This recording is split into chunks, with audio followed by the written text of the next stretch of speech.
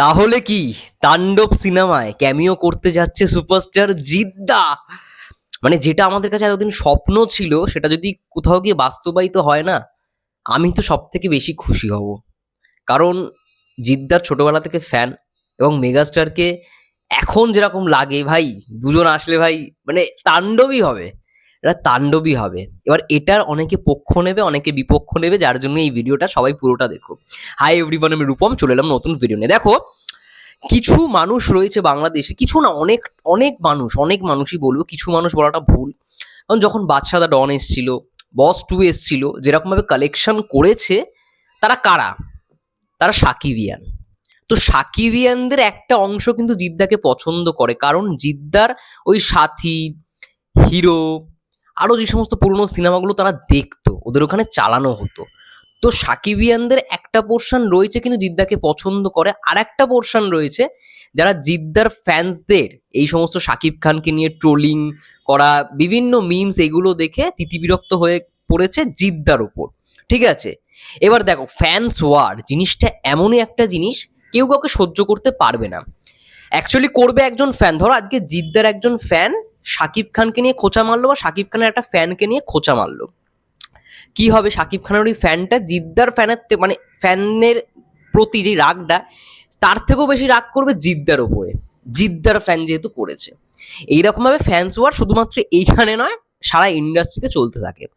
আমি তো একটা মানে অল্প উদাহরণ দিলাম, সাউথে একবার দেখো, শুধু বলিউডে একবার দেখো, শাহরুখ খান সালমান খানের ফ্যান ওয়ারের কাছে এই ফ্যান ওয়ার কিছুই না। ওইখানে দেখার বিষয়ে ফ্যান ওয়ার, মানে ফ্যান ওয়ারটা দেখার মতো ফ্যান ওয়ার চলে, ঠিক আছে?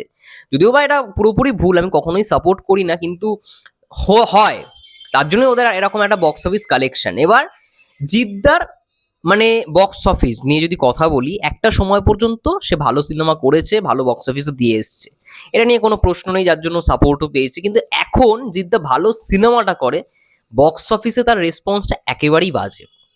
উদাহরণস্বরূপ মানুষ বলতে পারি, উদাহরণস্বরূপ আরও যে সমস্ত সিনেমাগুলো রয়েছে, অসুর, অসুর খুবই একটা ভালো সিনেমা। সুনীল রড্রিগেজ এই যে তাণ্ডবে যে অ্যাকশন করছে, সে কিন্তু অসুরেও মানে অ্যাকশন করেছে একটা ছোট্ট পোর্শনে। তো অ্যাকশনে বরাবরই জিদ্দা মানে চেষ্টা করেছে ক্রিয়েটিভলি কিছু করার। রাবণের অ্যাকশন এখনো পর্যন্ত সব থেকে হিট অ্যাকশন। মানুষও অ্যাকশন ভালো, কিন্তু মানুষ ছবিটা ভালো লাগেনি আমার পার্সোনালি। বুমেরাং একেবারেই অন্য জনরার একটা ছবি। এবার এই মানুষটার বক্স অফিস কালেকশন দিয়ে তো সে সিনেমা করে না, সে বারংবার এই কথাটাই বলেছে যে আমি বক্স অফিস বা প্রমোশন যদি করি, আমার কোথাও গিয়ে মনে হয় না সেটা দরকার। কারণ লোকের যদি সত্যি ভালো লাগে, তাহলে লোকে এমনি এসে দেখবে, আমার প্রমোশনের দরকার নেই, এটাই বারংবার বলে এসেছে। বুমেরাঙে তাও প্রমোশনটা করেছে, চেঙ্গিজের থেকেও ভালো প্রমোশন বুমেরাঙে হয়েছে, তাই বুমেরাং কিন্তু ভালো একটা বক্স অফিস দিয়েছে। খাকি রিসেন্টলি সিরিজটা ভালো প্রশংসা পেয়েছে, এবং হিন্দি একটা সিনেমায় সে ডেবিউ করতে চলেছে। কিন্তু হিন্দি সিনেমাটায় যাওয়ার আগে এইটুখানি খবর এসছে, লায়ন কিন্তু হবে, তাণ্ডবের পরে রায়ান রাফি কিন্তু লায়নের শুটিং শুরু হবে, লায়নের শুটিং শুরু করবে। এবার আর একটা পক্ষ রয়েছে, আফরান নিশোর ফ্যানেরা। ও বাবা, সেটা তো আলাদাই কথা। আফরান নিশো তো নয় মানে উল্টোপাল্টা কথাই বলে ফেলেছে শাকিব খানকে নিয়ে, হেসেছে টক শোতে। তো সেইগুলোকে একটা মেনে নেওয়া একটা ইয়ে আছে, কিন্তু তাও আমি দেখেছি অনেক সাকিবিয়ানরা কিন্তু জিদ্দাকে পছন্দ করে, আমার কাছে অনেক কমেন্টস রয়েছে। কিন্তু জিদ্দার ফ্যানরা যা খুশি বলুন না কেন, জিদ্দাকে তারা পছন্দ করে। আমার এটাই কোথাও গিয়ে মানে তুলে ধরাটা দরকার, যে এটাই হওয়াটা উচিত।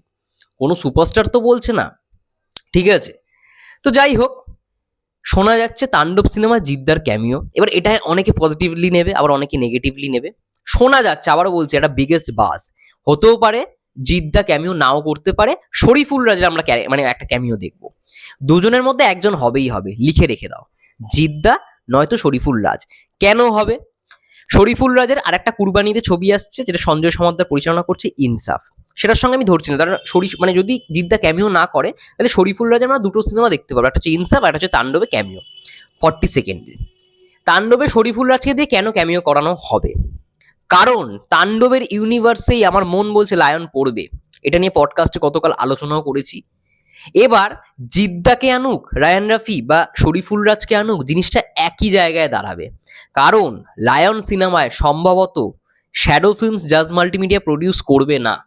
জিদ্দার সঙ্গে রিসেন্টলি, আমি আগের দিনও বলেছিলাম, জিদ্দার সঙ্গে রিসেন্টলি এসভিএফ এর বোম্বেতে একটা মিটিং হয়ে গেছে, এবং লায়ন সম্ভবত এসভিএফই কিন্তু প্রডিউস করতে চলেছে। আর এসভিএফ যদি লায়ন প্রডিউস করে, কোনো রকম সন্দেহ ছাড়াই আমরা বলতে পারি লায়ন তাণ্ডব ইউনিভার্সেরই একটা পার্ট।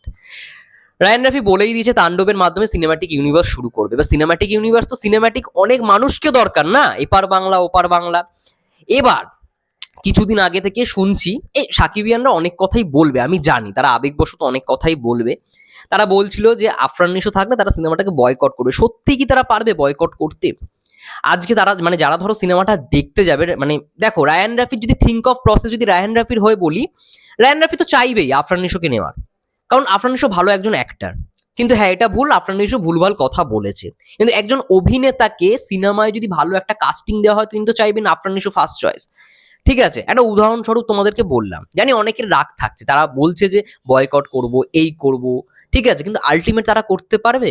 পারবে না। যদি তাণ্ডব সত্যি ভালো সিনেমা হয়ে থাকে, যতই আফরান নিশো থাকুক, যতই জিদ্দা থাকুক, যতই শরীফুল রাজ থাকুক, কোনো কারণেই বয়কট করা সম্ভব নয়। তারা আজকে হয়তো বলছে, অনেকে ভিডিও করে বলছে, অনেকে পোস্ট করছে যে বয়কট করব, নিশো থাকলে বয়কট করব, আফরান নিশো থাকলে এই করব, বয়কট করে দেবো, সিনেমা দেখবো না। আমার মন বলছে আলটিমেট সেটা হবে না। যতই আফরান নিশো থাকুক, সিনেমা বয়কট হবে না। সিনেমা যদি ভালো জায়গায় পৌঁছে যায়, আরোই কিছু হবে না, সবাই দেখতে হবে। তো এইগুলো বেকার বলা। সিনেমাকে এগিয়ে নিয়ে যেতে হলে সবাইকে এক হতে হবে, এটা মূল পয়েন্ট। আর ফ্যান পেজরা, যারা ট্রোল পেজ সামলা, তারা অনেক কিছুই বলবে, তারা ওই ট্রোলিংয়ের মাধ্যমে সবাইকে ট্রোল করবে। মানুষ একদিনে যোগ্যতা অর্জন করতে পারে না, সেই যোগ্যতাটা অর্জন করতে গিয়ে তাকে অনেক পরীক্ষা দিতে হয়। ঠিক আছে, যদিও বা আফরান নিশো সবে মাত্র ইন্ডাস্ট্রিতে এসছে, 2 বছর হয়েছে, কিন্তু আজকে জিদ্দার কথা বলি বা মেগাস্টার শাকিব খানের কথা বলি, তারা কিন্তু পরীক্ষা দিয়ে এসছে এতদিনে।